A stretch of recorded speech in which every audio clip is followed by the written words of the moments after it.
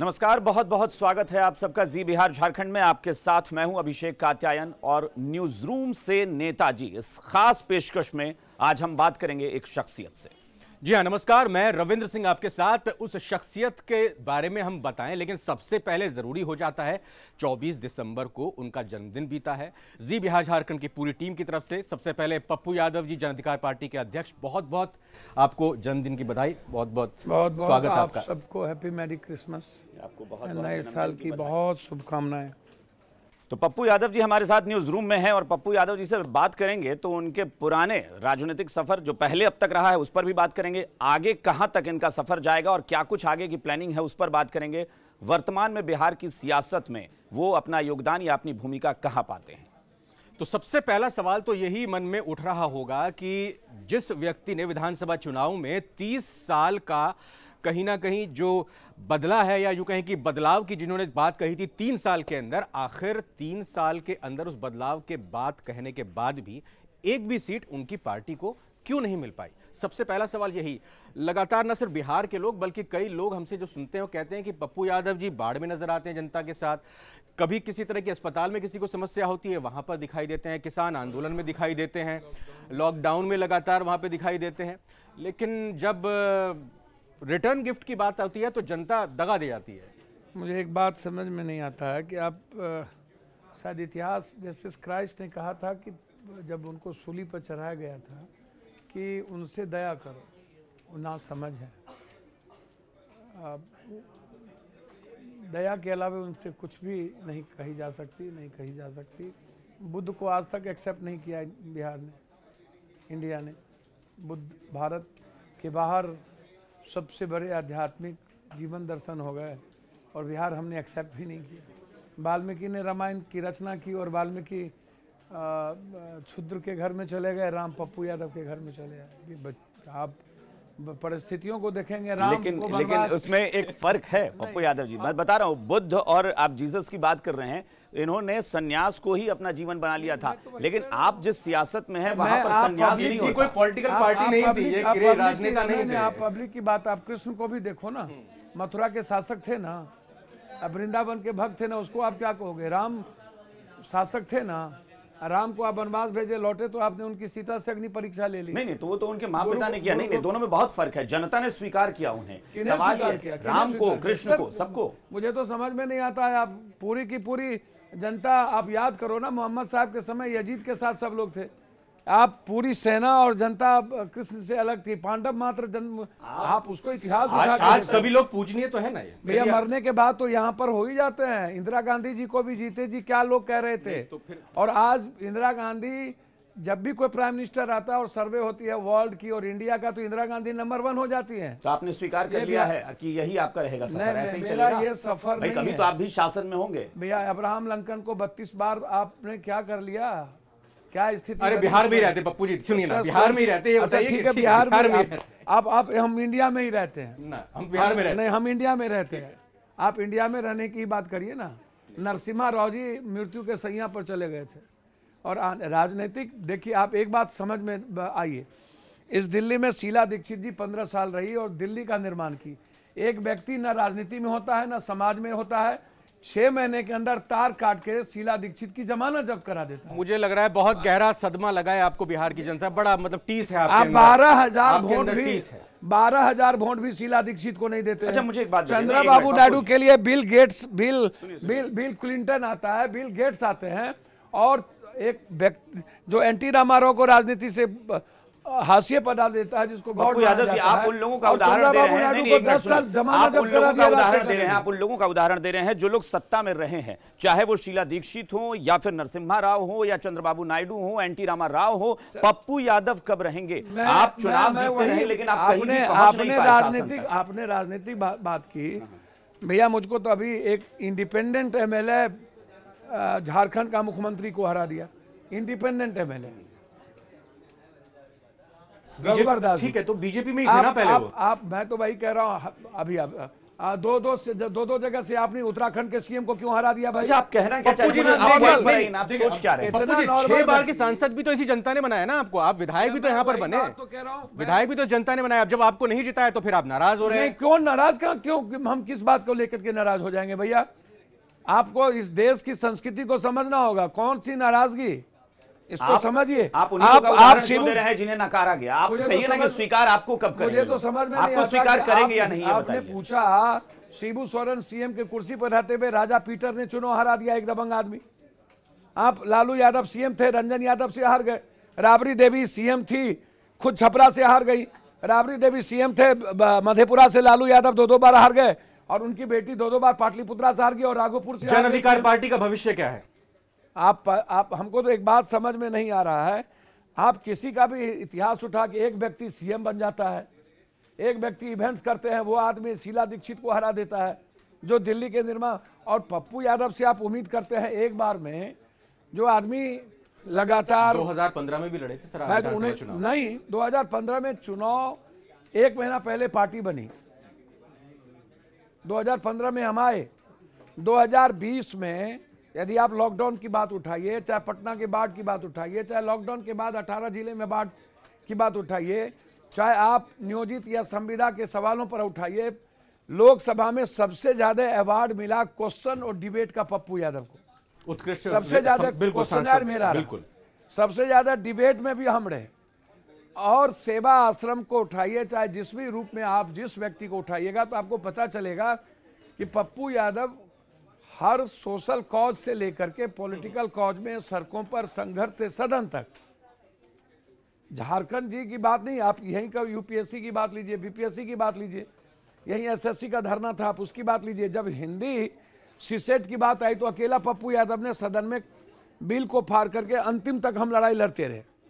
आप किसी भी इशू को उठाएंगे, मुझे लग रहा है कि मैं बात बिहार की करूंगा, आप बंगाल की, मैं पटना की, आप पानीपत की, छोड़िए। आप सीधे मुझे ये बताइए कि ये जो आध्यात्म की जो आपको अचानक से अनुभूति प्राप्त हो गई कि आप बुद्ध की बात करने लगे, कृष्ण की बात, ये चुनाव से पहले तो नहीं था? आपने खुद को सीएम कैंडिडेट बनाया था भाई, मैंने भैया तो क्यों बनाया था? आध्यात्म के लिए या फिर वाकई सत्ता में आने के लिए? तो मैं आपको बता दूं, सेवा और राजनीति दोनों 2 प्लेटफॉर्म है। सेवा आप सीएम बनना चाहते थे? सीधा सवाल यही अभिषेक ने सीएम पूछा बनना चाहते थे? सीएम आप बनना चाह रहे थे, आपने खुद को प्रोजेक्ट किया। जो राजनीति करेगा वो कोई मंदिर में चुंगटा बजाने के बस, तो भगवान बुद्ध की बात ही, फिर बुद्ध की बात क्यों, कृष्ण की बात क्यों? आपने कहा नहीं, ठीक है। अब अगला सवाल, आपने मान लिया कि राजनीति में अगर कोई आता है तो फिर उसका कुछ ना कुछ एक लक्ष्य होता है, मकसद होता है, लेकिन दूसरी तरफ बात यह है कि अब आपको नहीं लग रहा, अगर आपने समीक्षा, आपकी पार्टी ने समीक्षा की है कि ओवर एस्टिमेट कर लिया, आप नेता प्रतिपक्ष नहीं, आपका एक भी विधायक नहीं, और आप सीधा सपना पाल बैठे कि भाई मेरे को सीएम बना दीजिए? मुझे तो समझ में नहीं आता है अरविंद, हमारा तो राजनीतिक जीवन 84-85 में हम प्रेसिडेंट बने, हम 86 में यूनिवर्सिटी प्रेसिडेंट बने, हम राजनीति में विपक्ष, हमारी भूमिका 84 से लेकर के बिहार की सामाजिक राजनीतिक भूमिका में, चाहे वो मंडल कमीशन की लड़ाई हो, चाहे वो सोशल कॉज से जुड़ा हुआ लड़ाई हो, सामाजिक और राजनीतिक परिदृश्य को देखेंगे बिहार का, तो उसमें लंबा समय रहा। 90 में हम एमएलए बने, लेकिन अरविंद केजरीवाल जी कौन सा राजनीतिक जीवन रहा कि वो एक बार सीएम बन गए? समीक्षा की थी उनके कौन सा चुनाव के बाद समीक्षा की आपने, विधानसभा चुनाव के बाद अपनी आपकी पार्टी क्यों हारी? समीक्षा की सर आप? उन्होंने बेचा। आप दूसरे की बात छोड़िए ना, आप क्यों नहीं कर पाए? वो आप क्यों नहीं कर पाए? हमसे आप पूछ रहे हैं, आप क्यों नहीं कर पाए? मैं तो कहूंगा ना, अरविंद केजरीवाल कौन सा तो उन्होंने कर दिया ना, उन्होंने करके दिखा दिया। आप ये तो बोल नहीं रहे कि नीतीश कुमार लगातार पिछले 20 सालों से मुख्यमंत्री हैं, उनका एग्जाम्पल भी तो दीजिए ना। तो एक बात समझा दीजिए ना, मैं भी आपको बता रहा हूं, नीतीश कुमार अकेले चुनाव लड़े तो 0 पर तो आ गए। आपके साथ चंद्रशेखर थे, आपके साथ भी तो और पार्टी थी, आपका भी तो ग्रैंड अलायंस था ना। नहीं, नीतीश कुमार जी चुनाव लड़े थे ना अकेले, लोकसभा 1 सीट जीते ना। चलिए, आप लालू यादव की 20 सीट पर आ गए ना अकेले। आप नहीं जीते, नीतीश कुमार जी को इतनी ताकत है तो अकेले क्यों नहीं लड़ते? अच्छा, आप नहीं जीते, चलिए बात खत्म हो गई। मुझे एक बात बताइए, मुझे एक बात बताइए, बीजेपी आपका 1 मिनट, मैं बहुत सारी चीजें बता रहा हूं। अकेले क्यों नहीं लड़ती बीजेपी? 1990 में आप जनप्रतिनिधि बन चुके थे। अब आप ये बताइए कि पिछले 30 साल में आप किसी भी सियासी दल के लिए भरोसेमंद क्यों नहीं बन पाए? अब इसीलिए कि उनको लगता है कि उनके हर गलत काम का हम विरोध कर देंगे। उनको लगता है कि हमें अब आप हमको एक बात बताइए ना, मैं बांटने वाला आदमी सारी हूं। पार्टियों को, जबकि बारी बारी से आप सब पार्टियों के साथ रहने लगे। मुझे तो बताइए ना, मैं अटल जी के साथ था। हाँ। अटल जी एज ए व्यक्ति अच्छे लगे तुम्हें थे।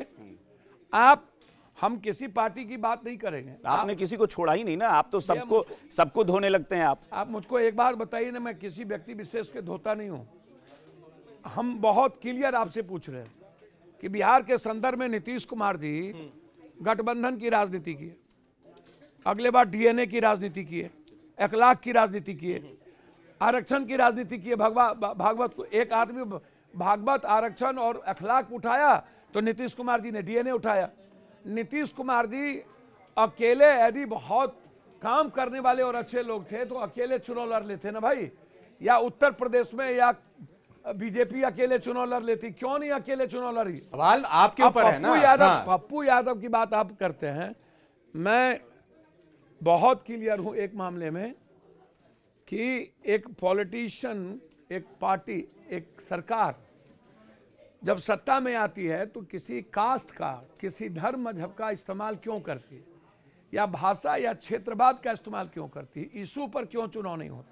आप तो पहचान गए होंगे ना सबको, आप तो सबको बारी बारी से पहचान गए कि कौन कैसा है। नहीं, एक मिनट, मैं कह रहा हूं पप्पू यादव इतना कुछ करते हैं, स्टेबल लीडर के तौर पर पहचान क्यों नहीं आपकी कि स्टेबल हैं? सर, एक विश्वसनीय लीडर के रूप में पहचान तो हो ही चुकी है ना। कहां विश्वसनीय लीडर? नहीं, विश्वसनीय लीडर का मतलब होता है कि जनता आपको चुने और जनप्रतिनिधि बनाए, आपकी पार्टी को जीत दिलाए। मुझे तो एक बात समझ, स्टेबल लीडर क्या होता है कि जिसे जनता हरा दे और बाद में आप कहें कि हम मदद कर रहे हैं जनता की। एक बात समझ में नहीं आती है, यदि आप एक तरफ देश के मोदी जी भी हो, अन्य लोगों को भी खड़ा करो और कॉमन लोगों से पूछो कि पप्पू यादव जी राजनीतिक और सामाजिक जीवन में आपके लिए विश्वसनीय है कि अन्य लोग हैं, यदि सोशल साइड हो या अन्य साइड हो, यदि उस पर पप्पू यादव विश्वसनीय ना हो।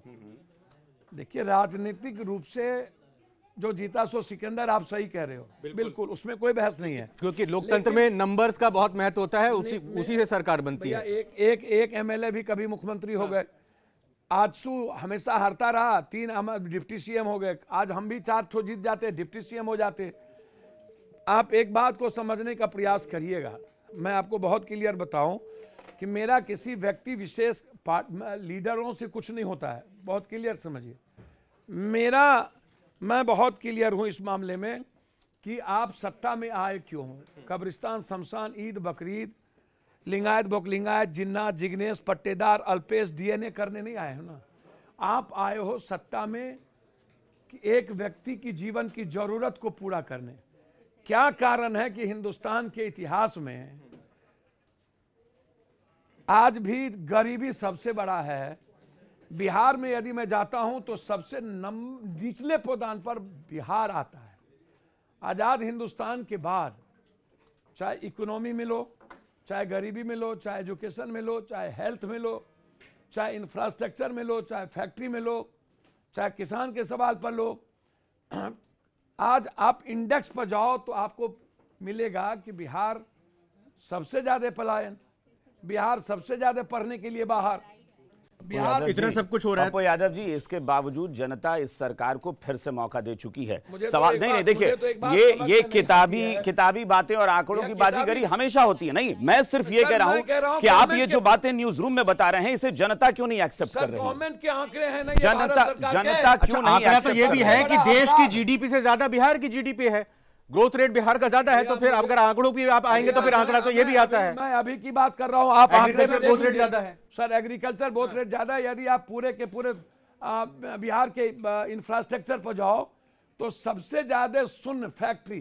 जहां रोजगार होती है वो नहीं है। सुनिए, अभी हो सकता है कोरोना के समय, लेकिन यही नीतीश कुमार दावा करते हैं कि मेरे मुख्यमंत्रित्व काल में 16% विकास दर रही है। ये दावा कर रहे हैं और रहा है। मुझे तो समझ में नहीं आता है भैया, यदि 16% विकास दर नीतीश कुमार जी थे तो बिहार गरीबी में सबसे निचले पदान पर क्यों? और जो बिहार का घरल सकल जो हमारा सकल घरेलू उत्पाद जो है वो सबसे ज्यादा एक व्यक्ति का पर कैपिटा व्यक्ति जो इनकम है वो भारत का सबसे कम और हरियाणा का सबसे नंबर 1, जिसको कौन और हम दुनिया के सबसे नंबर बेहतर कौन करेगा इससे? जी बेहतर कौन करेगा? पप्पू यादव? राजनीति, इकोनॉमी, आर्थिक कौन आजादी पर करेगा? होती ही नहीं जिन है। लोगों की आप आलोचना कर रहे हैं वही सत्ता में है, जनता उनको एक्सेप्ट कर रही है, आपको नहीं कर रही है। राजनीति पीस और प्रोस्पेक्ट पर देखिए, जनता सर्वोपरि होती है, ये आप भी मानते हैं? नहीं होती। नहीं, तो कौन होता है नहीं सर्वोपरि? क्यों जनता सर्वोपरि हो जाएगी? तो फिर कौन है? आप किसके लिए कर रहे भैया, हैं? यदि आप सेवा किसकी कर रहे हैं? यदि आप कंफ्यूजन पैदा करोगे, आप बड़ा जियो आ गया, बड़ा चैनल आ गया, आप सोशल मीडिया आ गया और इवेंट्स पैदा करोगे, इवेंट्स गुरु हो जाएंगे आप मार्केटिंग करेंगे, इमोशनल ब्लैकमेलिंग करेंगे, आप कभी आप मतलब बिहार का वोटर समझदार नहीं, आप उम्मीद छोड़ चुके हैं जी? बिहार का वोटर समझदार नहीं लगता आपको? क्या आप उम्मीद छोड़ चुके हैं फिर आप? दिल्ली का वोटर समझदार है क्या? क्यों? मनमोहन सिंह जी को वोट दिए थे क्या? अच्छा, नहीं, कौन सी पार्टी? अरविंद केजरीवाल को दिया ना 2 बार। मनमोहन सिंह जी को वोट दिए थे क्या? कोई पार्टी ऐसी है जो आपको लगता है कि आपके सिद्धांतों के मुताबिक चल रही है? कांग्रेस पसंद ही नहीं आ रही है अरविंद केजरीवाल आपको? अरविंद केजरीवाल जी बहुत अच्छे 5 साल यदि चला लिए तो उनको मेट्रो फ्री, बस फ्री, ये सब कुछ फ्री करने की जरूरत 6 महीना पहले क्यों आई? आप कहते जो हमने किया है उसको देख लो। आपने जनता से जो वादा आपने जनता से जो वादा किया था वो क्या लोक लुभावन नहीं थे जी? आपने जनता से लोक लुभावन, क्या कैसी बात कर रहे हैं आप? देख लीजिए, आप कैसी बात कर रहे हैं? आप सरकार में आएंगे तो क्या आप कह दीजिए कि हम सारी चीजें सब्सिडी खत्म कर देंगे? आप कह दीजिए ना जनता के बीच, अगर आप में गट्स है तो कहिए जनता के बीच जाके कि हम सारी चीजें खत्म करेंगे। मैं एफिडेविट के साथ आया था, कोर्ट में एफिडेविट डाला हूं 6 महीने के अंदर। सुनिए मेरी बात, मैं एक बात जानता हूं, मैं अच्छा स्कूलिंग रहा है, अच्छी कॉलेजिंग रहा है और मैं इकोनॉमी को जानता हूं। मैं सिर्फ किसी मुख्यमंत्री और देश के प्राइम मिनिस्टर के लिए यदि सबसे बड़ा टफ टास्क कोई चीज है वो है इकोनॉमी, अर्थव्यवस्था। मुझे लगता है कि अर्थव्यवस्था में को आप साल भर, 2 साल, 3 साल, 4 साल, 5 साल आपको लगेगा, लेकिन एक मुख्यमंत्री और प्राइम मिनिस्टर के लिए यदि आप पीस, प्रोस्पेक्ट की बात करोगे, यदि आप भ्रष्टाचार को रोकने की बात करोगे, जो दुनिया का सबसे नंबर 1 भारत और भारत में बिहार,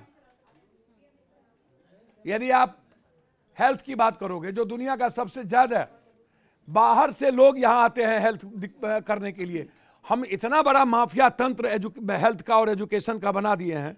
70-70 लाख हजार करोड़ रुपया कोटा में हम एक हेल्थ एजुकेशन को अडॉप्ट करते हैं। आप हमको एक बात बताओ, उसका कोटा कहा जो रेट है, एजुकेशन रेट 1.3% नहीं, ये तो तमाम बातें हालिया विधानसभा चुनाव में आपने उठाई भी, ठीक है सर। अब थोड़ा आगे बढ़ते हुए ये बात करें कि पिछले दिनों नेता प्रतिपक्ष तेजस्वी यादव ने कहा कि बहुत जल्दी मध्यावधि चुनाव हो सकते हैं 2021 में। मैं किसी का प्रवक्ता नहीं हूं। मैं आपका नजरिया जानना चाह रहा हूं, आपको क्या लगता है? तो कहा कि होंगे, आपने भी उसमें सहमति दी है? मैंने सरकमस्टांसेस उसके पहले कहे, मैं उसके बाद नहीं कहा हूं। मैं किसी का प्रवक्ता नहीं हूं। नहीं, आप ये बताइए, क्या ये सरकार 5 साल नहीं चलेगी? पप्पू यादव को क्या लगता है? मुझे एक बात समझ में नहीं आई, नीतीश कुमार जी के खिलाफ व्यक्तिगत तौर पर गुस्से थे, व्यक्तिगत तौर पर। कारण उसके हो सकता है कई पॉलिटिकल अप्रोच की बात है, सिर्फ 15 साल रहे इसीलिए नहीं, इसके पहले भी नीतीश कुमार जी के खिलाफ गुस्से थे। इवेंट्स गुरु हैं, आप 200 सीट क्रॉस कर सकता था, सामने में जो लीडर थे वो ट्रस्ट नहीं करा पाया। हम आए, एफिडेविट के साथ आए, हम लगातार जनता के बीच रहे, एक सेवक के रूप में, एक परिवार के रूप में। इनके घर में, जहाँ इनका घर है, छपरा हो, कहीं हो, पप्पू यादव, वहाँ पानी आई, 2 महीना हम लौट के नहीं आए। 70 लाख लोगों तक पहुंचे, 16 करोड़ रुपया मजदूरों के अकाउंट में ट्रांसफर किया पप्पू यादव। वो तो हमने पहले ही कह दिया कि आपने किया। यदि नरेंद्र मोदी जी सरकार का पैसा 2000 किसान के ट्रांसफर करके इवेंट्स कर रहे हैं, तो मुझको इवेंट्स यादव जी किस लीडर को आप कह रहे हैं कि भरोसा नहीं जीत पाया? तेजस्वी भैया, मुझे तो आप एक बात बताइए। तेजस्वी, आप एक बात बताइए। ऑपोजिशन में तो वही थे बड़े नेता। भैया, मैं जो कह रहा हूं, मैंने कहा कि इन परिस्थितियों को बिहार कहां पर है मैंने पैदा किया। आप एकजुट नहीं हुए ना, आप भी नहीं हुए ना, आपको तेजस्वी भी नहीं पसंद है। सर सुनिए ना सर, अरे मुझे बताइए ना, कोई ऐसा लीडर है जो आपको पसंद है? लॉकडाउन में थे क्या वो? तो फिर वही तो मैं कह रहा हूं, पप्पू, अच्छा एक बात बता देना, पप्पू यादव अकेले 110 सीटें तो मिली ना, 110 सीटें तो मिल गई ना उनके गठबंधन को। समझ में नहीं आता है कि आपने कांग्रेस को लड़ा दिया बीजेपी से, जो शहर का, जो अपर कास्ट की सीट थी, और आप गाली दे रहे हो कांग्रेस को। आपने वो सीट कांग्रेस को दिया जो जीतने की स्थिति में नहीं थी। आप लड़े जदयू से, जहां पर आपको तेज प्रताप। तो आपको लगता है कांग्रेस के साथ धोखा किया आरजेडी ने? भैया मैं तो आपको सीधा कांग्रेस के साथ धोखा किया या नहीं? हाँ ना, आप कांग्रेस को गाली क्यों देते हो? कांग्रेस के साथ धोखा भैया, हुआ, हाँ या ना में बता दीजिए। आप जो घुमाकर नाक छू रहे हैं, सीधे बताइए कांग्रेस के साथ धोखा हो गया? कांग्रेस को आपने कभी भी सही सिर दिया क्या? तो कांग्रेस के साथ हमदर्दी है आपकी? कांग्रेस के साथ हमदर्दी है? बहुत क्लियर मैं आपको हमदर्दी है? हमदर्दी का सवाल किसी से, मेरी बात आप समझने का प्रयास कीजिए। आप जदयू से लड़े और जदयू से सबसे बड़े चैलेंज के रूप में लड़ रहे थे लोजपा, और लोजपा को जितनी वोटें मिली उसमें पासवान का कम है और प्रकाश का वोट ज्यादा है। आप उठा करके देख लो। ठीक है, इस बार अब मैं बहुत क्लियर हूं, 43-41 सीट आप लोजपा के चलते चुनाव जीत जाते हो। आप जहां पर माले का वजूद था, अत्यंत पिछड़ा, कुछ दलित, वो शेयर किया, लोजपा ने जदयू के वोट को काटा, बीजेपी के वोट को काटा, तो आप वहां 43। अब इस एनालिसिस से आगे बढ़ते हुए, पार्टी के नहीं हुए आप, लोक जनशक्ति पार्टी के नहीं हुए आप, आरजेडी के नहीं हुए, मुझे समझ में नहीं आता कोई पार्टी आप चुनेंगे कोई, या फिर अब यही जन अधिकार पार्टी? रामविलास पासवान जी, हमारे व्यक्तिगत रिलेशन अंतिम तक थे रहे। रामविलास पासवान जी शेयर की बीजेपी के साथ, समाजवादी पार्टी शेयर की राजद के साथ, हम नहीं रहे। समाजवादी पार्टी चली गई, लोजपा चली गई। व्यक्तिगत रिश्ते मुलायम सिंह से आज भी हैं, कल भी रहेंगे। लालू यादव जी से व्यक्तिगत रिश्ते थे, हैं, रहेंगे। तेजस्वी से लेकिन बहुत क्लियर है, जो वर्तमान में राजद है, लालू यादव राजद तो है नहीं। आप शुरू से उठा के देखें, लालू यादव जी के कारण मंत्रिमंडल में नीतीश कुमार जी, सही उन्होंने कहा कि आपको काम करने का मौका मिला, आप डायरेक्ट लालू यादव जी के कारण आए, एमएलए बने दोनों, आपको काम करने का मौका मिला। तो आप कहेंगे ना कि 1 साल के अंदर आप रोड में एक आदमी को, आप नौकरी की बात करते हो, एक नौकरी 1 साल में नहीं दिए। 4 बार आप, 2 बार आप महुआ नहीं गए, 4 बार राघोपुर नहीं गए। आप अपने ही क्षेत्र की जिम्मेदारी को नहीं निभा पाते हो। आप पीडब्ल्यूडी और स्वास्थ्य मंत्रालय में रहते हैं और आप उसको आप कर देते। कुल मिलाकर पप्पू जी, आपका फोकस कहीं ना कहीं दूसरी की तरफ है, होना भी चाहिए। दूसरा क्या गड़बड़ कर रहा है, क्या कमी है उसके अंदर, वो देखनी चाहिए। लेकिन देखिए, मैं मूल सवाल फिर से उसी पे आ रहा हूं, आगे क्या ये बताइए कि क्या 5 साल एनडीए की सरकार रहेगी और क्या 5 साल आप देखते हैं नीतीश कुमार ही मुख्यमंत्री रहेंगे? उसके बाद आगे की बात करेंगे, आगे के सवाल। मेरा तो साफ है, हम इवेंट्स नहीं कर पाए। अरे मैं सवाल आपसे कर रहा हूं, 5 साल चल रही है क्या सरकार एनडीए की? जो सरकमस्टांसेस और परिस्थितियां हैं जो दिख रही है, बीजेपी और नीतीश कुमार जी का लगातार वैचारिक चीजों को आप देखिए। पहले नीतीश जी ने कहा था कि मैं मर जाऊंगा, अब बीजेपी के साथ और आरएसएस के साथ। वो छोड़िए ना, सीधे सवाल पर आ जाइए कि वो तो आ गए ना, आप बताइए ना 5 साल चलेगी कि नहीं सरकार? मैं समझता हूं नीतीश कुमार जी के लिए का जो आइडियोलॉजिकल और व्यक्तिगत, राजनीति में कोई विचार का संबंध नहीं, रिश्ता नहीं होता। राजनीति का मतलब है धूर्तई, दुष्टई, दोगलई, जितना आप करो उतना अच्छा। आप राजनीति में बेचो, राजनीति में समाज सेवा की एक अच्छे व्यक्ति का कहीं जरूरत नहीं है। आप कितना लूटते हो, कितना कमाते हो, कितना आप मतलब लेकिन पप्पू यादव आप भी राजनीति में ही है ना? भैया राजनीति में हम, आप भी राजनीति में ही है, जो आपने विशेषण से नवाजा है सियासी लोगों को। राजनीति में हम होते तो मेरी ये स्थिति नहीं होती। तो आप राजनीति में ही तो, मैं राजनीति तो पॉलिटिकल पार्टी नहीं है तो क्या है, कोई संस्था चला रहे हैं सर? एक बात तो बहुत क्लियर बता, जन अधिकार पार्टी क्या है? यदि सेवा आश्रम पप्पू यादव सीएम कैंडिडेट आप बने थे, क्यों बने थे? वो क्या संन्यास ले रहे थे या सियासत? पप्पू यादव के घर पर यदि देश का हर आदमी आकर के सेवा और अपने इलाज करा के जाता है तो वो राजनीतिक पार्टी नहीं है। वो सेवा तो सब करेंगे, सेवा ठीक है। नहीं तो फिर एनजीओ है क्या? फिर आप एनजीओ चला रहे हैं, क्या चला रहे हैं? मैंने कहा कि बिल्कुल नहीं है। तो क्या है, जन अधिकार पार्टी क्या है? कोई संस्था एनजीओ चला? राजनीति बिल्कुल अलग है। तो है ना, तो लोग तो कहते हैं राजनीति जो है सेवा का जरिया होती है जी। राजनीति जो है सेवा का जरिया होती है। किसी एक व्यक्ति का नाम बता दो कि पप्पू यादव। सर पप्पू यादव को छोड़ो ना, इसलिए तो मार खाया। तो राजनीति में है तो भैया, राजनीति में है, हमको दुष्टई करना नहीं। आपने राजनीति को सेवा बनाया। इस गर्मागर्म बहस को थोड़ा आगे बढ़ाते हुए खुले आसमान की तरफ चर्चा करते हैं। मैं बहुत क्लियर हूं कि हम राजनीति की धूर्तई को समझ नहीं पाए। अच्छा, एक सवाल मैं जोड़ूं, ये बताइए कि तेजस्वी और नीतीश में से किसी एक को चुनना हो, किसे चुनना चाहिए? भैया बहुत क्लियर है, इसमें कोई बहस नहीं है। यदि मेरा बहुत रेस्पेक्ट है नीतीश कुमार के प्रति, इसमें कोई बहस नहीं है। नीतीश कुमार जी राजनीतिक रूप से क्यों कमजोर पड़े, क्या परिस्थिति आई, ये वो विश्लेषण करें, मैं उस पर नहीं जाऊंगा। एज ए मैन, क्यों नीतीश कुमार जी को लालू यादव जी को छोड़ना पड़ा या लालू यादव के साथ जाना पड़ा। राजनीति के अपने मिजाज होते हैं और परिस्थिति व्यक्ति का निर्माण करता है और टाइम परिस्थिति को निर्माण करता है। नहीं तो एक दिन के पहले आप सहनी जी को 11 सीट मिल जाना एक दिन के बाद, ये कोई मैरिकलस नहीं है, चमत्कार नहीं होता। ये टाइम जो चमत्कार करता है ना, आप उसको समझने का प्रयास कीजिए। पप्पू यादव जी, मुझे लगता है मुझे लगता है कि परिस्थिति सर मैं साइंस का विद्यार्थी हूं, आप अदरवाइज मत अदरवाइज ना प्लानिट को लीजिए, जानता हूं। अदरवाइज ना लीजिए, लेकिन आपको खाने में जलेबी बहुत पसंद है क्या?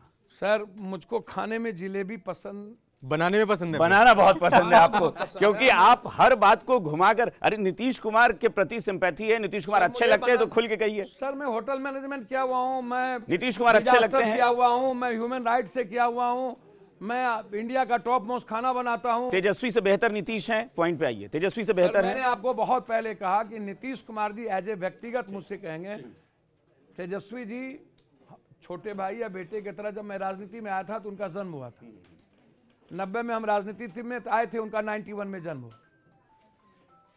अब तेजस्वी जी अच्छे या खराब के बारे में तेजस्वी जी, तो इसका मतलब हम ये भी निकाल लें कि नीतीश लालू यादव जी के आज की तारीख में नीतीश के सामने या नीतीश जी के खिलाफ यादव जी के पुत्र हो सकते हैं, मेरा भाई हो सकता है, मेरा रिश्तेदार हो सकता है, एज ए लीडर नहीं हो सकता ना। नीतीश कुमार के खिलाफ, मतलब आज की तारीख में बिहार की जनता के पास कोई विकल्प नहीं लगता फिर क्या आपको? देखिए मैं आपको बहुत क्लियर बता दूं कि नंबर गेम है, मैं फिर वही कह रहा हूं, आरजेडी सबसे बड़ी आज की तारीख की पार्टी है और आप नकार रहे हैं तेजस्वी यादव को। बीजेपी में भी अभी कोई ऐसा शख्सियत और चेहरा, बीजेपी अपना इवेंट्स करेगी। नीतीश कुमार जी को कहा कि अंतिम पारी आप कुछ दिनों के लिए बड़े आराम से आप कर लीजिए, बीजेपी का नारा फिर देगा कल। मैं बहुत क्लियर आपको बताऊं भाई, मैं उसमें बहुत क्लियर हूं। आप काट कुट कर देते हैं आने वाले समय में चीजों को, हमारी बात बहुत क्लियर। हाँ नहीं यार, नीतीश आपको अच्छे लग रहे हैं, ये लग रहा है, हमें समझ में आ गया। नीतीश अच्छे लग रहे हैं ये नहीं है। आप यदि एज ए मैन आप हमसे पूछेंगे, हाँ मतलब तेजस्वी लीडर नहीं, आपने कहा कि तेजस्वी लीडर नहीं हो सकता। यदि एज ए मैन पूछेंगे तो अच्छे तो बहुत लोग लगते हैं। मेरा आइडियल सुभाष चंद्र बोस है, मैं आनंद मार्गी, मैं अध्यात्म से बिलोंग्स करता हूँ। आप अच्छे लगेंगे, कौन खराब लगेंगे इसमें मत जाइए। मैंने एज ए मैन कहा, अब मैंने ये नहीं कहा कि वो खराब है। ये ठीक है, तो इंसान के तौर पे अच्छे लगते हैं तभी तो वो सीएम भी है ना, इंसान ही तो सीएम बने हैं। भैया मैंने आपको कहा एज ए व्यक्तिगत आपको पूछोगे तो मैंने आपको बहुत क्लियर कहा। अब तेजस्वी जी या कोई भी जी का आप बैकग्राउंड देखोगे तो पता, आप लीडर के रूप में बात नहीं पूछ सकते हो हमसे, या किसी के बारे में लीडर के बारे में बात नहीं कर सकते। आप बहुत क्लियर हैं, इसको आप समझ लीजिए। नीतीश कुमार जी हमसे 4 साल पहले आए, 84 में आए, हम 90 में आए। तो नीतीश कुमार जी का हमसे बहुत लंबा राजनीतिक सफर नहीं है। अच्छा, एक सवाल रमन जी मैंने पहले ही जो पूछा था कि मुझे ये समझ में नहीं आ रहा है कि पप्पू यादव जी आपके रिश्ते, आप कह रहे हैं कि सबसे बहुत अच्छे व्यक्तिगत रिश्ते हैं, कोई पार्टी ऐसी होगी ना जिसके साथ आपकी आइडियोलॉजी जो है वो मेल खाती हो? और इसी में मैं एक चीज और जोड़ दूं। एक बात आप हमको बताइए, रामविलास पासवान एक सवाल जोड़ रहे हैं उसमें रविंद्र, एक मिनट, एक सवाल इसमें जोड़ रहे हैं, उसके बाद नीतीश कुमार जी जब परिस्थिति आई तो नीतीश कुमार जी एक हुए कि नहीं? रविंद्र आप सवाल जोड़िए। लालू यादव जी के बारे में टटुआ दबा देंगे नीतीश का, गर्म पानी ढार देंगे। लालू जी के बारे में क्या क्या नीतीश जी नहीं बोले और नीतीश जी के बारे में लालू जी क्या क्या नहीं बोले। जब लालू जी एक हो सकते हैं, शिवसेना और कांग्रेस एक हो सकती है, तो कल सरकमस्टांसेस ऐसा, जब वैचारिक बात मैं करता हूं तो कल क्या पप्पू यादव और लोग एक नहीं हो सकते? लेकिन मैं वही बात करना चाह रहा था कि आपके साथ, आपकी पार्टी और आपके गठबंधन के साथ कोई मजबूत राजनीतिक दल, कोई मजबूत राजनेता क्यों नहीं जुड़ा? क्यों आपको उत्तर प्रदेश से चंद्रशेखर, जिनका कोई अस्तित्व या वजूद या जनाधार इस तरह से नहीं है, कि आप उनको साथ में लेके आए? और भी लोग थे, ऐसा नहीं है। मैंने आपको कहा कि जब मैं 5 साल काम करता हूं तो मुझको लगता है कि बिहार के पैमाने पर मुझको राजनीति करनी चाहिए। यदि आप 8-9 सीट के लिए राजनीति करेंगे, 10 सीटों के लिए, तो किसी भी वक्त आप किसी से कर लीजिए। मतलब आप चाहते हैं कि गठबंधन होना चाहिए, ये गलती और चूक हुई कि कहीं ना कहीं ट्यूनिंग नहीं बन पाई? मैं आपको एक बात आपको बताता हूं, इन पॉलिटिशियन का सबसे बड़ा, यदि बेहतर आप करोगे तो पॉलिटिशियन सबसे ज्यादा टिकट अरबपति खरबपति को क्यों देता है, माफिया को क्यों देता है?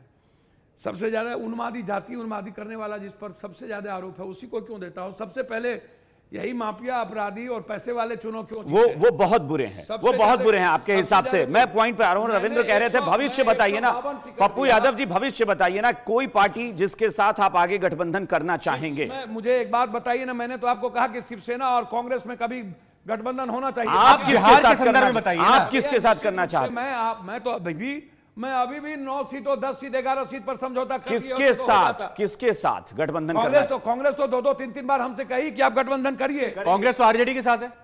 भैया मुझे समझ में नहीं आता है, एक बात बहुत क्लियर समझिए, नीतीश कुमार जी कह रहे थे कि लोजपा मेरे साथ नहीं है, बीजेपी के साथ है। मतलब आपको कांग्रेस आरजेडी के साथ वाली पसंद है या कांग्रेस जाप के साथ पसंद है? सर मैं तो बहुत क्लियर जानता हूं कि आप राजनीति को धर्म, मजहब और जाति जो सारी प्रगति को रोकता है उससे अलग हट के करना होगा।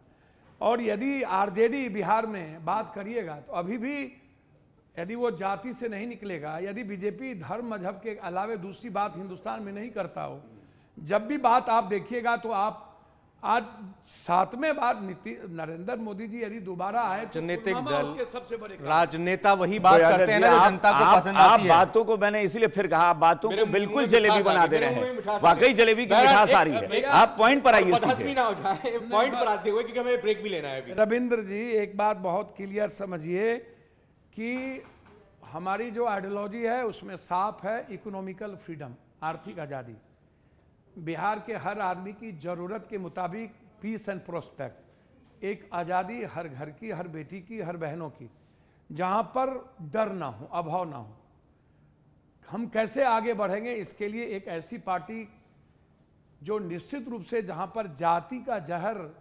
पप्पू यादव जी, हम सुनिए, हम एक ऐसा इंटरव्यू कर रहे हैं जिसमें एक भी सवाल का जवाब आप नहीं दे रहे। मैं फिर कह रहा हूं, बीजेपी के साथ समझौता करेंगे, गठबंधन करेंगे? हाँ ना में बता दीजिए। आप हाँ नहीं, आप टोटल नीतीश कुमार आपको अच्छे लगते हैं? एकदम अच्छे लगते हैं। कांग्रेस के साथ बनेंगे लेकिन आरजेडी के साथ नहीं। मैंने आपको कहा कि साथ किसके जाएंगे, बीजेपी के साथ परिस्थिति क्या बनेगी आप तो तय नहीं करेंगे। नहीं तो आप तय कर ही नहीं पाए ना 30 साल में। निश्चित रूप से बुद्धम शरणम गच्छामि, कम से कम मिडलिस्ट वे तो है कांग्रेस जी, कम से कम इकोनॉमिकल मिडलिस्ट। तो कांग्रेस को अपनी पसंद और एक तरह से और सर्कमस्टांसेस क्या हो जाते हैं। नीतीश कुमार जी, ये अलग बात है कि दलित, महादलित, अत्यंत पिछड़ा, पसमंदा, बैक पसमंदा, लेकिन नीतीश कुमार जी जितने दिन राजनीति में रहे, मैंने एक बात देखा, उन्होंने सेकुलरिज्म से समझौता नहीं किया।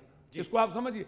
ये बात बिल्कुल है कि नीतीश कुमार जी इवेंट्स गुरु हैं। नीतीश कुमार जी, आप इंफ्रास्ट्रक्चर पर जाएंगे तो बिहार कमजोर हुई है, इकोनॉमी हम नहीं ला पाए 15 सालों के अंदर, बिहार को आर्थिक रूप से मजबूत नहीं कर पाए। मुझे लग रहा है कांग्रेस, नीतीश और जन अधिकार पार्टी का कुछ कॉम्बिनेशन और बीजेपी से भी परहेज नहीं है। कहीं ना कहीं एक छोटे से ब्रेक का यहाँ पर बीजेपी पार्टी से परहेज नहीं है, पार्टी से परहेज जी, नरेंद्र मोदी से नहीं, व्यक्ति से परहेज। कौन व्यक्ति? कोई व्यक्ति हो, बीजेपी में कोई व्यक्ति? मैं बीजेपी की बात नहीं कर रहा हूं। बीजेपी नहीं है ना। हो सकता है आरजेडी में आज लालू यादव होते तो हम वहां होते। अब आरजेडी में लालू यादव नहीं है, तो आपने आरजेडी, लालू यादव की पर्सनालिटी को आप औरों से नहीं गिना दोगे। लालू जी के रहते में ही आपकी आरजेडी से खटपट शुरू हो गई? भैया नहीं, लालू जी नहीं थे। लालू जी ही थे। लालू जी ही थे। लालू तो आज भी हैं, आज भी लालू ही हैं सर। लालू जी, अब आप ये कह रहे हैं कि तेजस्वी की चल रही है पार्टी में, लालू की नहीं चल सर? नहीं चल, नहीं, चलिए बिल्कुल नहीं। चलिए, मतलब कुल मिला के है तेजस्वी ने कब्जा कर लिया है, इनका ये कहना है पार्टी को। और ये जाहिर भी कर दिया कि जिस दशक से पहले इनकी राजनीति शुरू हुई थी, उस दशक में तेजस्वी का जन्म हुआ था, तो भला कैसे पप्पू यादव कहीं ना कहीं। नहीं, ऐसा नहीं है, उम्र के हिसाब से कुछ नहीं होता। चलिए कोई बात नहीं, आपने कहा था व्यक्तिगत रिश्ते हो सकते हैं। एज ए लीडर की बात आप करिएगा तो लीडर बहुत बड़े बड़े लीडर, तेजस्वी नहीं है उनके। यदि आप लीडर की बात करिएगा तो ममता बनर्जी भी सामने आ जाती है। लीडर की बात करिएगा, ममता बनर्जी छोड़िए बिहार में। और अब हम न्यूज रूम से बाहर निकल कर आए हैं, थोड़ा खुले आसमान में भी बात करेंगे और पप्पू यादव जी से जानेंगे भविष्य के बारे में कि क्या कुछ उनकी रणनीति है अपनी पार्टी को लेकर। रविंद्र, बिल्कुल। और जैसा हम मेन बात कर रहे थे कि आपने हालातों की बात की और मुद्दों की अगर बात पर आए तो इस वक्त किसान आंदोलन सबसे प्रमुख मुद्दा है और पिछले दिनों पटना में जन अधिकार पार्टी के कार्यकर्ताओं ने लाठियां भी खाई इसको लेकर। हाँ, जन अधिकार पार्टी हर मुद्दों को लेकर लाठी खाती, सदन से सरकता। वो नियोजित, संविदा, ममता, आशा, चाहे टीचर, चाहे वित्तरहित, चाहे फार्मर, चाहे बाढ़, मुद्दा कोई हो, वहाँ पप्पू यादव सबसे पहले। मानवता के लिए जो परिस्थिति खतरा बनती है, मानवता के लिए पप्पू यादव खड़ा हो जाता है। सेवा आश्रम, हमेशा बिहार की बाढ़, भारत की बाढ़, उत्तराखंड, उड़ीसा, हर जगह पप्पू यादव। तीनों जो किसान के समर्थन में दावा किया जा रहा है कि कानून लाए गए हैं, इस पर जन अधिकार पार्टी और पप्पू यादव का क्या नजरिया है? 2006 में जब एमएसपी कानून को खत्म किया था तो हम सड़कों पर थे, लगातार लंबे समय तक संघर्ष। एक तो बिहार के बारे में आप समझिए कि बिहार में बाजार समिति भी समाप्त है, कहीं नहीं।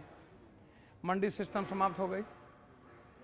भारत में कोऑपरेटिव सिस्टम जो एक बड़ा माध्यम था किसानों के लिए, मिडिल क्लास के लिए, वो समाप्त हो गया। आप कोऑपरेटिव सिस्टम को लागू चालू रहने देते और उसके माध्यम से, सहकारिता के माध्यम से किसानों की फसल को आप खरीदते। मंडी और बाजार जाने की जरूरत थी या नहीं, तो आप किसान को कई व्यवस्था देते।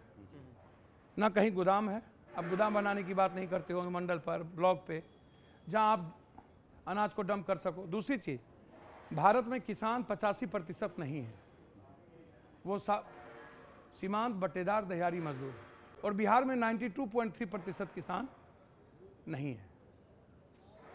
1 बीघा, सवा बीघा, 6 कट्ठा, 10 कट्ठा, 20 कट्ठा कट्ठे वाले लोग हैं। ट्रैक्टर नहीं चलती है, हल चलता है।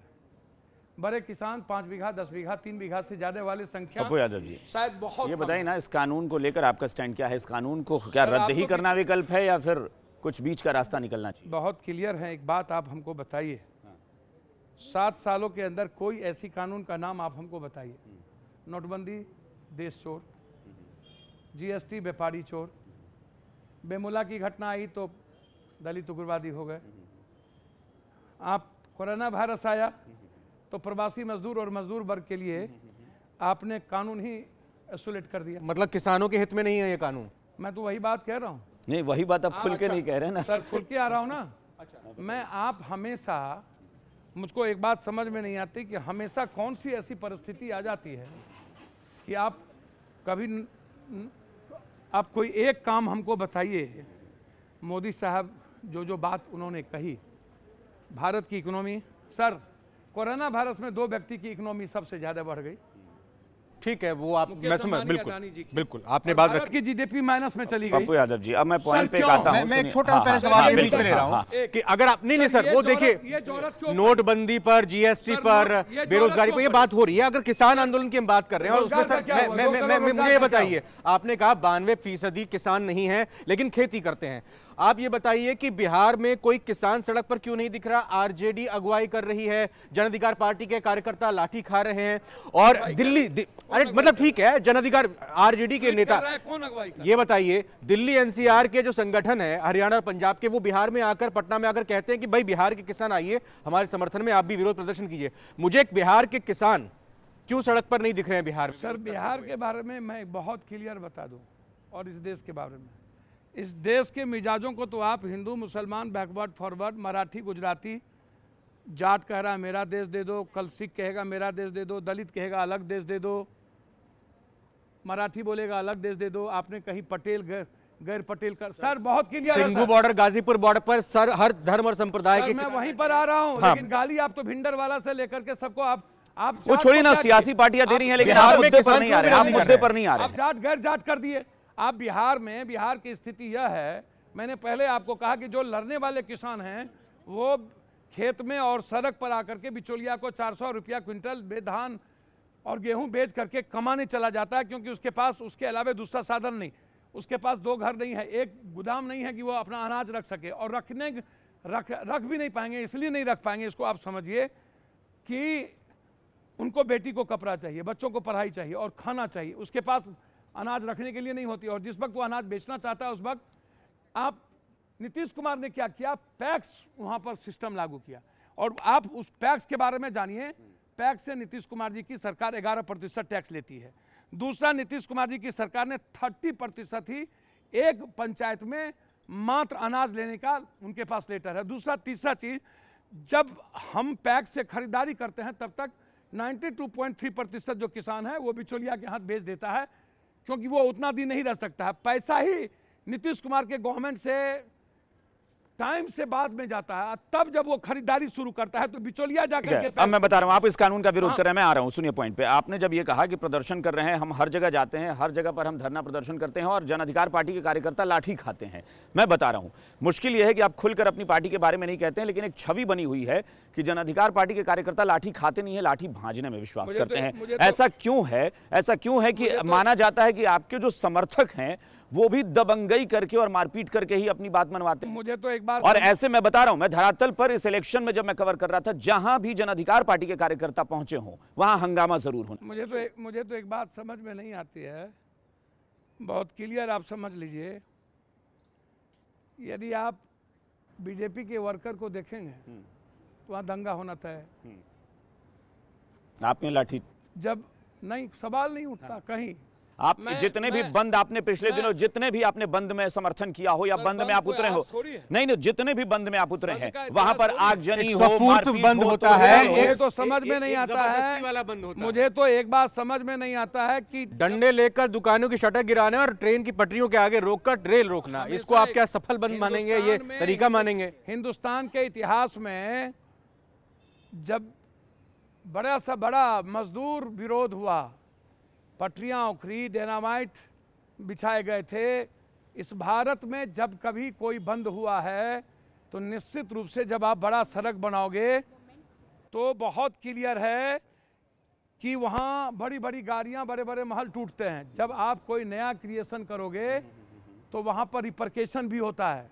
देखिए, आप इसको समझिए। मुझे लगता है क्या आप मानेंगे, सुनिए, क्या आप मानते हैं कि मैं जो बता, हालांकि वो आप पार्टी चला रहे हैं, आपकी मर्जी, लेकिन क्या आप मानते हैं कि एक आपका किसी का भरोसेमंद होना, एक नंबर एक कि आप किसी भी पार्टी के भरोसेमंद हो जाइए, दूसरा बहुत क्लियर है भैया, पहले आप बंद पर आइए ना, पीठ पर खत्म करिए। सर मुझे एक बात समझ में नहीं आती है, आप बीजेपी को लीजिए, किसी भी कोई पार्टी को लीजिए, आप दिल्ली में आप उठा करके देख लीजिए, आप दिल्ली में जब आम आदमी पार्टी इतनी बड़ी आंदोलन हुई तो आपने क्या क्या किया?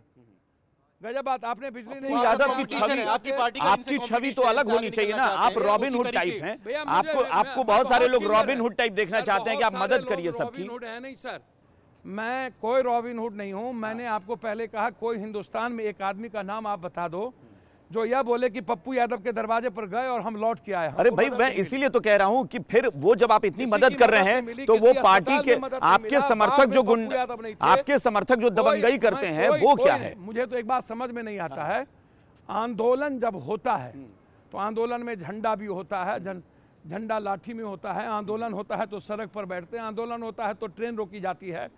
ये कोई आज नया आप चले जाइए, आप पटना विश्वविद्यालय में चले जाइए, आपके जो छात्र नेता होते हैं उनका अंदाज ही अलग होता है। वो पटना यूनिवर्सिटी हम चुनाव जीते, मधेपुरा वही मैं तभी तो मैं कह रहा हूं कि उनका अंदाज दबंगई वाला क्यों है? सर मुझे तो समझ में नहीं वो क्यों समझते हैं कि मैं खुदा हूं? सर एक बात समझिए ना कि जब नरेंद्र मोदी जी इस देश में आए तो अपने को सुपर पावर समझ लिए, उन्होंने कहा I am the super. Narendra Modi ji जब नरेंद्र मोदी जी व्यक्ति से ज्यादा वो भगवान, उनको लग रहा है कि नहीं अब मैं कुछ दिनों के बाद भगवान हो जाऊंगा।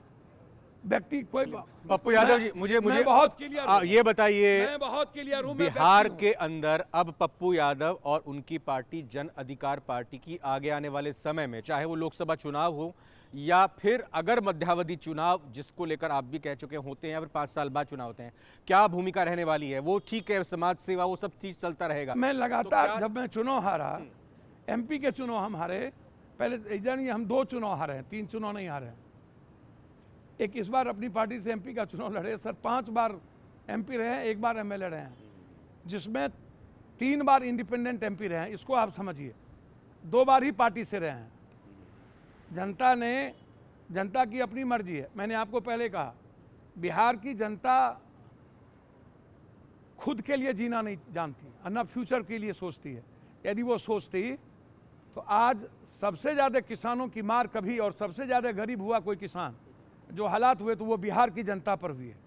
सबसे ज़्यादा मुनाफा किसी को होगी, लेकिन बिहार की जनता इतना ना जाति पाति धर्म मजहब में सुनिए, हमारे पास वक्त नहीं है, आप सीधे पॉइंट पर आइए कि पप्पू यादव जी पॉइंट पे आइए। मैं बता रहा हूँ, सुनिए एक मिनट, मैं सुन लीजिए ना, बहुत क्लियर कह रहा हूँ। 1 मिनट सर, ये भारत को गुलामी में रहने की आदत क्यों है? अच्छा ठीक है, के समय गुलामी, अंग्रेज के समय गुलामी, ईस्ट इंडिया कंपनी के चलिए, आप आजादी दिलाइएगा, एक 150 सालों से ये आप- पूंजीपति नेता और माफिया की आप गुलामी। आप आजादी क्यों? दिलाइएगा, आप आजादी दिलाइएगा। मैं पॉइंट पे सीधे आ रहा हूं, हमारे पास वक्त नहीं है। ये बताइए सीधे कि भारत को गुलामी में रहने की आदत क्यों है? आपको अपने आप क्रांति करने की में आदत क्यों आपको नहीं? अपने आप में आपको अपनी पार्टी में किस तरह के बदलाव की अब जरूरत दिख रही है, जो लग रहा है कि आप आगे करने जा रहे हैं ताकि आप बेहतर कुछ कर सकें? पीस एंड प्रोस्पेक्ट, जाति धर्म मजहब से बिल्कुल डिफरेंट। लोगों को रोजगार की जरूरत है, 100% रोजगार देंगे।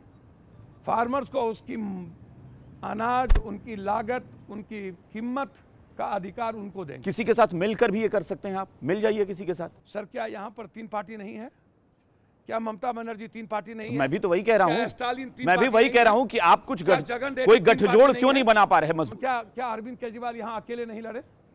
ममता बनर्जी अकेले आप नहीं लड़ी? अकेले रहेंगे कि साथ क्या रहेंगे? नवीन कुल पटनायक- दोनों मतलब बात आप आप तैयार नवीन नहीं, पटनायक अकेले और नहीं। जन अधिकार पार्टी का मतलब सिर्फ पप्पू यादव ही है, पैरेलल आपको भी अधिकार पार्टी का मतलब हर बिहारी है। नहीं, आप जन अधिकार पार्टी का मतलब हर बिहारी चुनाव नहीं लड़ता है ना। सर, जन अधिकार पार्टी का मतलब यूथ है, जन अधिकार पार्टी का मतलब गरीब है, जन अधिकार पार्टी का मतलब फार्मर्स है। मैंने आपको पहले कहा, मैं फिर कह रहा हूं कि मोदी जी से मेरा आग्रह है आपके माध्यम से कि एमएसपी आप 12,000 अरब, ध्यान है जुबरकर गूगल के मालिक की, हो गया, आपने कह दिया, हमने वो मैसेज चला गया, लेकिन हमारे पास वक्त कम है थोड़ा। मेरा राइट है। आप हमारे दुनिया का सबसे बड़ा बाजार पर बाहरी नजर क्यों है? और इस बाजार के माध्यम से, जैसे प्राइवेट स्कूल आया था, सरकारी स्कूल देश की खत्म हो गई और आप प्राइवेट स्कूल की चलिए, आपको विश्वास है कि आपकी सर, ये मेहनत रंग MSP लाएगी? जी। आपको विश्वास है कि आपकी मेहनत रंग लाएगी और आप एक अच्छा परिणाम दे पाएंगे? सर, मुझे लगता है कि अभी मैं 4 सीट यदि जनता हमको दे देती तो हम डिप्टी सीएम, कोई डिप्टी सीएम हो जाता। परिस्थिति का मूल्यांकन टाइम करता मानते हैं कि गठबंधन का दौर है, हाँ, मानते हैं। तो आप गठबंधन बेहतर करने में आप निश्चित रूप से विश्वास? बेहतर करना चाहेंगे, लेकिन वैसा बेहतर करना चाहेंगे जहां जाति का जहर ना हो और नफरत ना हो। और अगले चुनाव में अपने आप को सीएम एकदम प्रोजेक्ट करेंगे। अगले चुनाव में भी सीएम प्रोजेक्ट करेंगे अपने आप? सर, मुझे लगता है कि मैं सीएम कैंडिडेट अपने मियां मिट्ठू नहीं होता। मैंने नहीं कोई प्रोजेक्ट किया।